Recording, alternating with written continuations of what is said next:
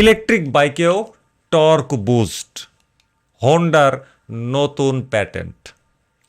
Electric বাইকের torque linear, তাই instantly clutch pop করার সেই মেকানিক্যাল ফিলটা পাওয়া যায় না। কিন্তু হোন্ডার সিউডো ফ্লাইহুইল সিস্টেম এখন ইলেকট্রিক বাইকেও আপনাকে সেই ঝটকাটা দিবে। এখানে কোনো ঘোরানো লোহার চাকা বা ফ্লাই হুইল নেই।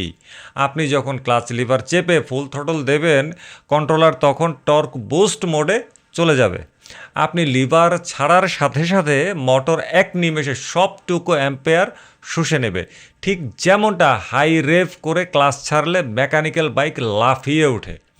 এটা স্রেফ একটা কোডিং, কিন্তু এই কোডিংই ঠিক করবে আপনি কত পারফেক্টলি একটা অফ রোড ট্র্যাক পার করবেন।